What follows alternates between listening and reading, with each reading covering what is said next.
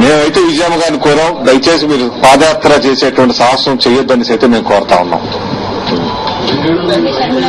అంటే అక్కడ ఇద్దరు ఎవరైతే ధన్యం అయితే రేపు అవుతుంది.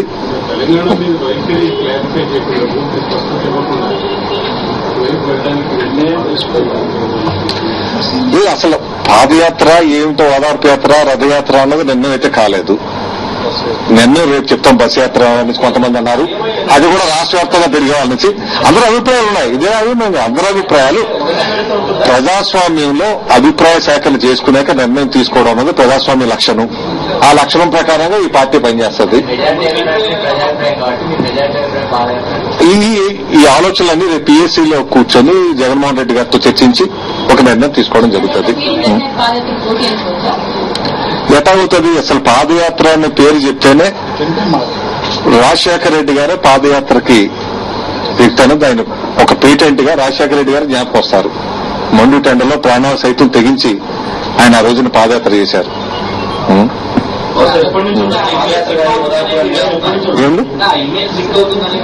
ఆ అవసరమే లేదు మాకు. ఆ అవసరం ఏంది? ఇప్పుడు ప్రతి సర్వేలో అసలు వాళ్ళు ఎందుకు చేస్తున్నారన్నది మీరు వాళ్ళని అడగాల. ఎందుకు చేయాల్సి వచ్చింది ఇప్పుడు అన్నది వాళ్ళని అడగాల. వాళ్ళ నాయకత్వం నిలబెట్టుకోవడానిక, లేదంటే ఎవరినైనా ప్రమోట్ చేయడానిక, లేదంటే ఎందుకు డైరెక్టివ్ నుంచి డైరెక్షన్ తీసుకొని ఎందుకు ఆ నటించడం?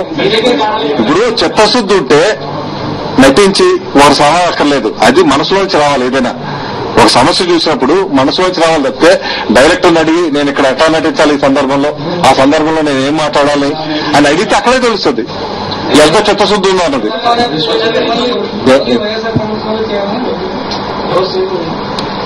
ఏదండి ఎవరండి ప్రదర్శన ఎవరైనా చేయొచ్చు. We welcome it.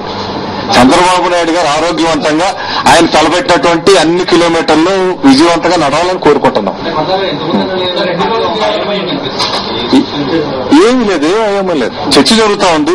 చర్చలో ఏది మంచిదే అన్నది, ఏ రకంగా అయితే ప్రజల్లోకి వెళ్లి ఈ సమస్యల మీద మనం పోరాటం చేయగలుగుతాం చర్చ. ఇది చర్చ ఎక్కడ ఇదండి చెప్తా, రేపు చెప్తా ఉన్నాం.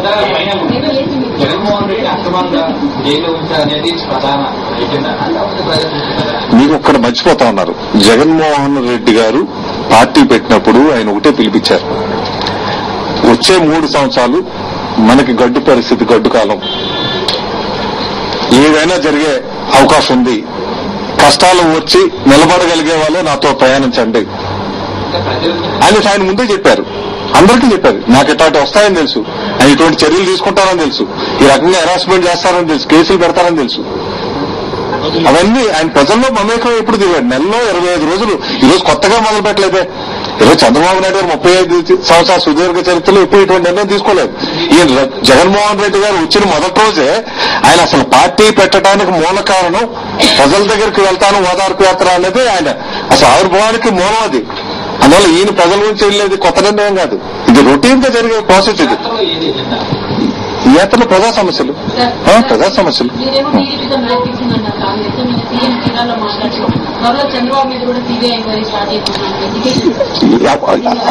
అది ఎట్లా నిజం నమ్ముతాం చెప్పండమ్మా. చంద్రబాబు నాయుడు ఎప్పుడన్నారు? ఇల్లు కోర్టులో వెళ్ళాకే కదా. విజయసాయి రెడ్డి గారు, తర్వాత ఏమో మన ప్రసాద్ గారా, ఏబీకే ప్రసాద్ గారు, ఈ పిల్లి వేసాకే కదా వచ్చింది ఇదంతా. నిజంగా ప్రభుత్వానికి చిత్తశుద్ధి ఉంటే ఈసరికే ఎంఆర్ ప్రాపర్టీ మీద మీకు అంతకుముందు 2002 నుంచి ఎందుకు పెట్టలేదు ఎంక్వైరీ? ఎంఆర్ ప్రాపర్టీస్ జీవో ఇచ్చింది వాళ్ళు, కొలాబరేషన్ అగ్రిమెంట్ జరిగింది వాళ్ళ టైంలో, అదే వదిలిపెట్టారు. ఐఎంజీ భారత్ వదిలిపెట్టారు. ఇప్పుడు కోర్టులో వచ్చింది కాబట్టి తప్పనిసరి పరిస్థితుల్లో ఆ క్రెడిట్ నేనే తీసుకోవాలని అత్యుత్సాహం చూపిస్తారు తప్పితే ఏం కాదు. ఎంత మ్యాచ్ ఫిక్సింగ్ ఇప్పటికీ. వీళ్ళిద్దరికీ నాయకులు ఒకరే అక్కడ.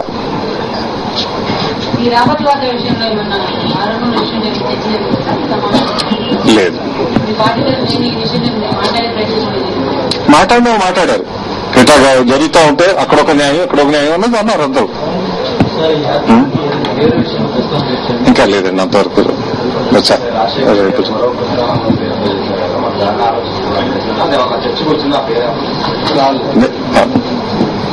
రాలేదు అంటే ఒక్కొక్కరు సలహాలు అయితే ఇచ్చారు. ఆ సలహాలే రేపు నిర్ణయం తీసుకుంటాం.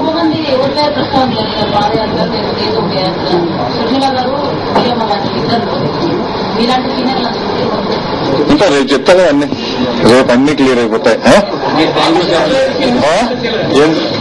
ఏం లేదా డిస్కస్ చేసాం, చెయ్యిపోవడం కాదు, చర్చ వచ్చింది, కొంతమంది మాట్లాడే దాని గురించి. ఏది అవును అంటే తీర్మానం ఏం పెట్టలేదు.